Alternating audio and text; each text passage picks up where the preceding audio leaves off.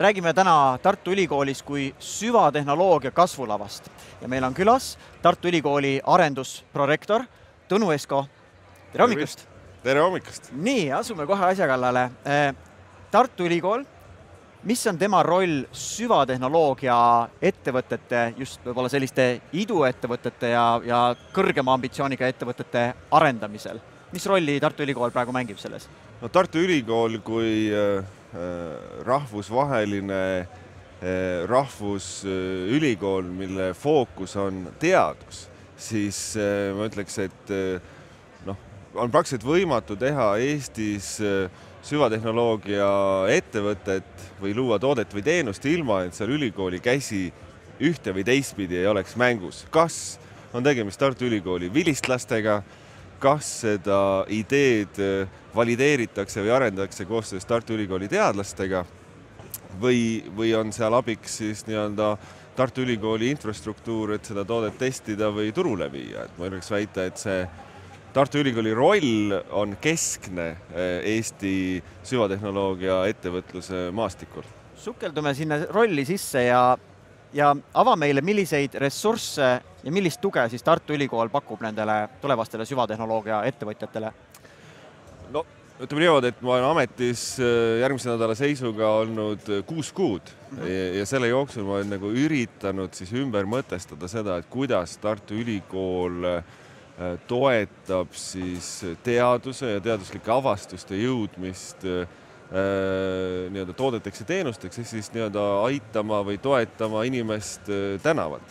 Ja seal on nii-öelda mitmeid asju, mis me oleme võtnud käsile. Esiteks üritame muuta seda mõttemalli. Ehk siis on see, et selline ettevõtlusõpe või ka siis nagu see arusaamine, et see teadus, mis me teeme, et sellel võiks olla selline turuväärtus. Et see nõuab nagu töötamist bakatudengitega, magistritudengitega, doktorantidega, professoritega, et lihtsalt seda mõttemaailma muuta. Mis siis on teadlase mõttemaailmas? Mida tema unistab? No tema unistab, et nii-öelda avastada midagi, mis muudab maailma, aga tema eesmärk on lihtsalt ta on tema kantud sellest visioonist, et kui ta selle avastuse on juba ära teinud ja ta teab, et see avastus potentsiaalselt võiks juba muuta, et siis see teda enam ei huvita, teda huvitab see avastus. Et siis peaks keegi teine üle võtma? Siis keegi peaks nagu üle võtma, aga teistpidi see on ka niimoodi, et ta võiks selle üle võtta niimoodi, et ma olen juba teinud sellele kõigile kättesaadavaks ja see võiks olla kõigile tasuta, aga samas siis ikkagi ettevõtjad peaks seda siis üritama müüma, samas nagu ta on kõigile kättesaadav. Et seal on selline nagu siis tühimiku koht, kus tegelikult selle turule jõudmiseks on vaja teisi isikuomadusi või teistlaadi tiimiliikmeid, ja kui seda ei toimu, siis see teadus jääb lihtsalt publikatsiooniks. Just, või teadustööks, sest ütleme, teadlasena on ju see, et sul alati on nagu veel mõni küsimus, mis nõuab lahendamist, veel mõni nii-öelda nüanss, mis vajab läbikaalumist, et tegelikult teadlasena, ka mina teadlasena, ma tunnen, et mul on veel vaja uurida mõnda aspekti, enne kui ma lähen ja otsustan, et see nüüd võiks muutuda tooteks või teenuseks. Ehk siis see on see nii-öelda mõttemalli koht, et tahaks veel rohkem uurida, aega on, kiiret kuskile ei ole, et just see mõttemaalas on vaja teha muutust, et seda nii-öelda kiirust ja põnevust ja elevust viia. Ma jäingi lihtsalt mõtlema, et kas meil on vaja nagu teadlase mõttemaailma muutust või kas meil on vaja lihtsalt tema kõrvale kedagi, kes suudaks selle sealt edasi viia. Äkki ei peagi teadlane hakkama nagu nüüd kohe selliseks suureks iduettevõtjaks. Võib-olla ta saab ikkagi teha seda, mis temale loomuoman on, aga tal on tarvis ikkagi kedagi vist kõrvale, muidu see ei jõua. Jah, et selles suhtes uuringud näitavad, et suurusjärgus 5–10% teadlastest nagu tahavad või suudavad või oskavad nii-öelda sellist ettevõttest 5–10%, kes nagu ise suudavad selle ettevõtte teha ja oma selle mõtte või teadusavastuse siis nii-öelda tootestada. Ja ma isegi ei mõtle seda, et tal on nii-öelda sellise tegevjuhi või CEO materjali, isegi seda, et ta oleks nagu see Chief Scientific Officer ehk siis teadusjuht. Ehk siis tegelikult see on umbes nagu 10% ja ülejäänud 90%, et nendes ei olegi seda sellist materjali. Ja nüüd, kui me võtame selle 90% teadlaste tehtud teaduse, siis jah, seal oleks siis vaja nii-öelda nagu selliseid professionaalseid ettevõtjaid, kes mõistavad selle nii-öelda avastuse tuuma, aga et siis nad võtavad ja tootestavad selle ja võib-olla see teadlane jääb sinna kõrvale ja annab nõu, aga ta ise ei ole nagu seotud ja siis on need 5–10%, kes tegelikult ka ise on võimelised võtma selle avastuse ja viima nagu turule. Ja siis aga see tegelikult on mõlemat pidi, me ei tähenda ainult seda, et nüüd me peame hakkama siin neid maha jäänud teadlasi kuidagi järele aitama, vaid tegelikult see nõuab ka seda, et nii-öelda teiselt poolt investorid, et ka nemad saaks aru, et kuidas süvatehnoloogiate toodete ja teenuste arendamine võtab, kuigi ressursimahukas on, milliseid nii-öelda tegevusi on vaja teha, kuidas seda toetada, aga see nõuab ka tegelikult seda, et meie ettevõtjad ka keskenduks sellele, et nende tooted, mida nad turul pakuvad, oleks konkurentsivõimelisemad, rohkem teaduspõhisemad, rohkem suunatud globaalsele ekspordile, siis tuleb sealt rohkem lisandväärtust, ühiskonnas on loob ühiskonnale rohkem väärtust ja pikas plaanis nii-öelda viib majanduse kasvule. Et see on selline kompleksne, et meil ei ole vaja ainult teadlasi harida, meil on vaja kogu ühiskonda harida laiemalt. Ja mida siis Tartu Ülikool praegu teeb, et need teadusavastused võiksid jõuda turule? Kuidas siis Tartu Ülikool praegu nügib seda?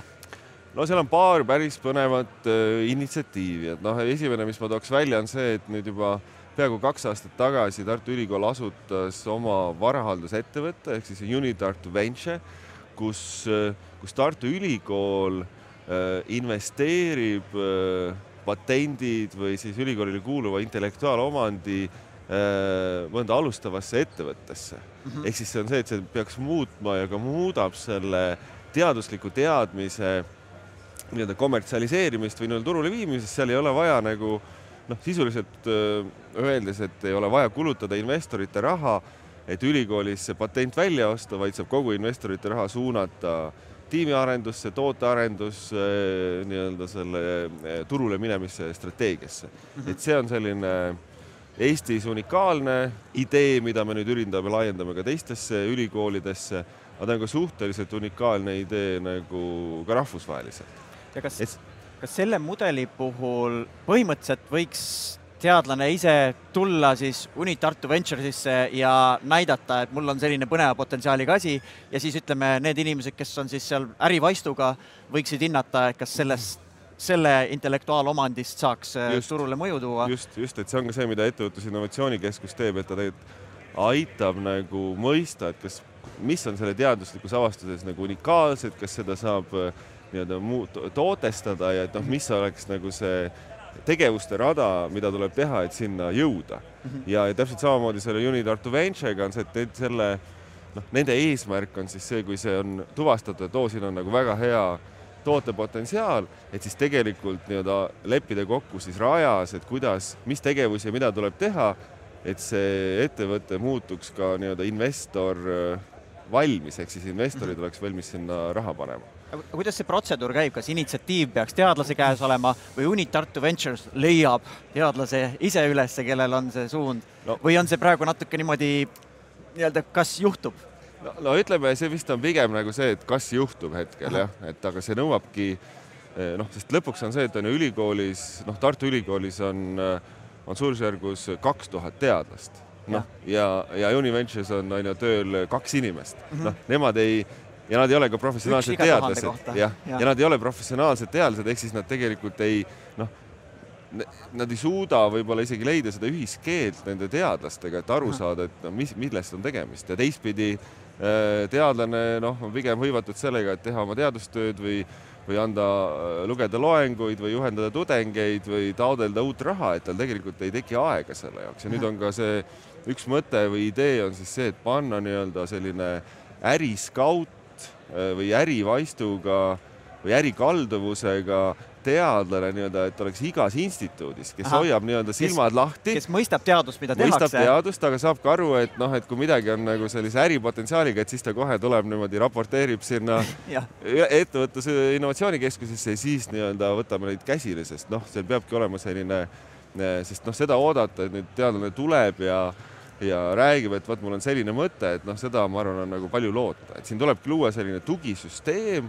struktuur, et teadlane põllul märkab kolleegi nii-öelda maailma muutvat ideed, kuidas teha, noh, mitte peedist pedumasinale trumlit, aga põhimõtteliselt teha näiteks saepurust, teha kalarasva, mis lõhnab nagu vaarika järgi ja maitseb nagu maapähkel. Ja see ei ole nali, see on reaalselt. Toiduainetööstusele siis või? Just, saepurust. Okay. Et just selliseid asju märgata ja siis saab nendega juba nagu edasi tegeda. Et see just ongi see, noh, see ongi see nii-öelda seda harimine, mõttemaailma muutmine, selle tugistruktuuri tekitamine, et selline, noh, et need ideed jõuaks, et esiteks saaks aru, et on ju, et ettevõtlus on hea ja et oleks ka siis nagu protsess, et kuidas nagu seda võimalikult hästi toetada, et sinna jõuaks. Aga noh, lisaks sellele Unitartu Venture'le, mis nüüd hakkab märtsikuust, on see, et esimest korda elus ma hakkan lugema õppeainet, milleks on siis süvatehnoloogia ettevõtlus doktorantuuri tasemel, kus ma siis ise räägin oma nii-öelda investorkogemustest ja siis kutsun nii-öelda Eesti teisi kogenud kas investoreid, ettevõtjaid, start-uppereid nii-öelda rääkima, et kuidas tegelikult see asi käib, miks seda tuleb teha, miks see on tore ja võib-olla ka, et miks see ei ole tore, et noh, et just, et nagu inspireerida ja nii-öelda, noh, et panna nii-öelda mõte käima ja noh, päeva lõpuks ei pea olema professor see, kes seda ettevõtet teeb, miks mitte on see, et see teadusrühm võtab oma kõige andekama kas järeldoktori või doktorikraadi omandanud inimese ja ütleb, et näe, nüüd sina oled see CEO materjal, võta nüüd idee ja mine ja tee, mitte noh, et ei pea olema see professor, las professor, kui ta ei taha, las ta mõtleb neid mõtteid. Ja et ta ei tunneks ennast liiga üksikuna, siis Unitartu Ventures on see koht, kuhu siis uurida natuke lähemalt ja tulla ukse taha koputama, kui... No just. Ja siin on ka see võib-olla see unikaalsus, kui me vaatame Tartu Ülikooli kui sellist universitas, kus meil on hästi palju erinevad kompetentsi, et see, noh, me mõtleme ainult, et süvatehnoloogia ettevõte võiks olla midagi, mis kõnetab kedagi, kes on loodusteaduste valdkonnas või meditsiini valdkonnas, aga tegelikult ju iga korralik äri vajab äriarendajat, vajab sellist nii-öelda marketingi ehk siis sisuloojast, nii-öelda seda kliendi profileerimist, ehk siis sellist psühholoogilist aspekti, et tegelikult see on ka üks eesmärk, mis nüüd võiks olla, on see, et me tekitame jälle ülikooli selles raamistiku, kuidas tuua kokku nii-öelda üliõpilased nii-öelda majandusteaduskonnast, ma ei tea, meditsiinivaldkonnast, loodusteaduste valdkonnast, sotsiaalse valdkonnast ja humanitaaria valdkonnast, sest noh, hetkel kõige ägedamad äriideed ja kõige selline aktiivsem äriarendus toimub Viljandi kolledžis, mis on tegelikult ju päris huvitav. Viljandi Kultuuriakadeemias siis? Just, on kõige nagu sellisem aktiivsem äriarendus. Seal on vist võib-olla sellepärast, et seal ei ole niivõrd süvatehnoloogia, vaid on selline elustiili ettevõtlus, kus ongi vaja oma loomingu teostamiseks ettevõtte teha. No just, aga see on ka see, et sa alustad sellise elustiili ettevõttega, aga siis sa saad sealt nagu kogemuse ja selle kogemuse pealt saab juba võibollagi tehagi siis seda saepuru väärindavat mikroorganismi arendada või ehitada, ma ei tea, rakett, mis lendab nagu ilma kütuseta kuule. Et see on see. Tänu sinul on tugev taust geeniteadlasena, kus oled aastaid olnud sees ja kas nüüd mingi hetk käis nagu klõps ära ja tuli see nagu ärisuund sinna juurde või oled sina selle 10% sees, kellel tuli paketiga kaasa nii-öelda juba tunnetus. Mis ma taotlen selle küsimusega on see, et kas sinu kogemusest, mis laadi vestlusi võiksid teadlased omavahel rohkem pidada või mis laadi kohtumistele või sündmustele nad võiksid veel rohkem sattuda, et neis ärkaks nagu see võimaluse nägemine, et kuidas sellest minu lahendusest, millega võiks seda justkui ristata ja milliseid võimalusi see endas võiks kasvatada, mis võiks need olla vestlused, sündmused või mis laadi kohtumised, mis nügiksid sinna poole? Jah, sul oli siin mitu küsimust, et kui ma vastan seda, et kus ma selle ettevõtluspisiku sain, et ma arvan jah, et ma olen selle 5 või 10% hulgas, kellel see on juba nagu sees, et ma kuskilt mingit nakkust ei saanud. Olen ka oma geenidesse sisse vaadanud. On siis ettevõtja geen on seal olemas? Me oleme otsinud seda ettevõtja geeni, mitte nagu minu genoomist, aga ka teistest genoomidest ta pigem ei ole seotud mitte nii-öelda, et sa oled ettevõtja, vaid rohkem seotud sinu selle isikuomadustega. Isikuomadused jälle samas on geneetilised, nii et ka ma arvan, et see ettevõtja nagu selline vibe on ka ikkagi geenidest. Aga see ei tähenda siis seda, et et mitte või ilma ettevõtja geenita siis ei saaks ettevõtlust teha. Ja ma arvan, et ise mina oma pisiku sain siis, kui ma veetsin 3 aastat Ameerikas, Harvardis ja seal on igal edukal professoril on vähemalt ikkagi 2 või 3 startupi ja mõned nagu unicorn exitid, et siis sa oled nagu päris professor. Et sealt võib-olla see mindset. Ja nüüd see, et on ju, kuidas seda mõttemalli muuta, et tegelikult võikski olla avatud, et nagu laiendada oma silmaringi ka selles ettevõtluse või siis selles uuse ettevõtluse suunas. Et lihtsalt võtta ja lugeda läbi üks raamat sellel teemal. Oskab mõne pealkirja pakkuda kohe? Ma arvan, üks hea, ühtepidi mõnes mõttes see ettevõtluse loogika hakkab kõik pihta sellisest rahatarkusest. Et miks mitte võtta, ma ei tea, selle Kristi Saare või siis Roosaare nagu rikkaks saamise õpik ja lihtsalt läbi lugeda, lihtsalt saada aru, et kuidas majandus toimub, miks on tooted ja teenused ja miks on varad ja miks neid on vaja investeerida ja kuidas läbi selle tuleb nagu parem tulevik. Minu arust see on nagu nii-öelda alus, aga siis ka tegelikult just nagu selle nii-öelda uus ettevõtluse loogikat, võib-olla seal on mõned raamatud, see Galzani, see ingel, et lihtsalt mõista seda nagu maailmapilti või et just, et see väga tihti tuleb ikkagi tunnistada, et teadlaste arvates on see, et ettevõtlus on halb ja et kõik teadlased, kes tegelevad ettevõtlused, on läinud nii-öelda tumedale poolele, et nendel silmad nagu kurjusest põlevad. Ma arvan ka siis, kui me paneme siin... Pimestatud rahast. Jah, et paneme siin proset kustu, ega siis mul hakkavad ka silmad nagu punaselt põlema, aga tegelikult see on ju hoopis vastupidi, et on ju nagu ettevõtlus on ju nagu sellise ühiskonna mootor, sest läbi ettevõtluse, läbi toonete, läbi tarbimise tekib ju nii-öelda need rahalised vahendid riigile, millega me kogu seda nalja siin peame. Ja tegelikult on ju ka see, et kui me vaatame nagu, et kui palju lisandväärtust sellest investeeringust tuleb, on see, et kui me lihtsalt müüme nagu metsaplanku, siis seal, või mitte metsalanki, see kasumitegur on võib-olla, ma ei tea, 1,2 on ju. Et ostad 1000-ga, müüd 1200-ga. Aga vaat, kui sa suudad sellest metsaplangu või suvalisest puupudist, mis kuskil kraavis kasvab, suudad toota seda sarapuupähkli maitselist ja vaarikalõhnalist õli, mida saab kasutada nagu taimses lihas, siis seal ju see, nagu see kasumi marginaal või see lisandväärtus ühiskonnale või majandusele ei ole mitte 10 või 100-kordne, vaid see on 1000 või isegi 10 000-kordne. Ja see on minu arust ainuke viis, kuidas meie Eestina, kus mõnes mõttes meie edulugu on olnud selline IT-lembus ja kõikide asjade digitaliseerimine, aga teised riigid on järgi jõudnud ja nüüd meil on vaja nagu selliseid järgmist taset, teadmiste põhist majandust, süvatehnoloogia ettevõtteid, et nii-öelda konkureerida sellel globaalsel turul, sest me muidu lihtsalt jääme maha. Ütle veel selle aine nimi, kuhu sa julgustaksid vaatajaid siis registreeruma, kes on? Selle ainega on niimoodi, et meil ootamatu suur huvi, et seal meil oli 60 kohta. Ei, see 60 kohta oli juba eelmine nädal täis ja 30 inimest on järjekorras, aga ega registreerida või järjekorda tasub ikka, sest võib-olla me saame suurema ruumi.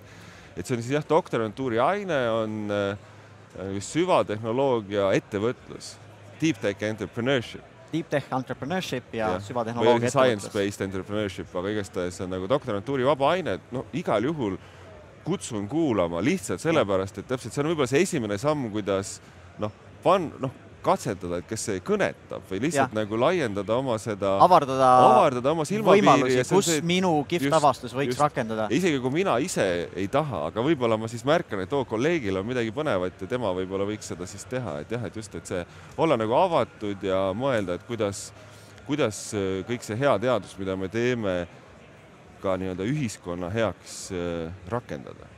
Aitäh, Tõnu Esko, nii et loodame, et tuleb kohe 500 inimest, võtate kõige suurema auditooriumi selle lainele ja saame nendest 2000 teadlase hulgast hulganisti neid, kes lähevad elevile nad ei pea ise tingimata ettevõtjaks hakkama, aga kes siis Unit Tartu Venturesi teiste ettevõtmiste kaudu jõuavad ühel päeval sellist avastusteni, mida meie sinuga siin kahekesi ei suuda ette kujutada. Just nimelt. Ja see on üks põnev teekond, mida jälgida, nii et edu Unit Tartu Venturesile. Aitäh! Aitäh!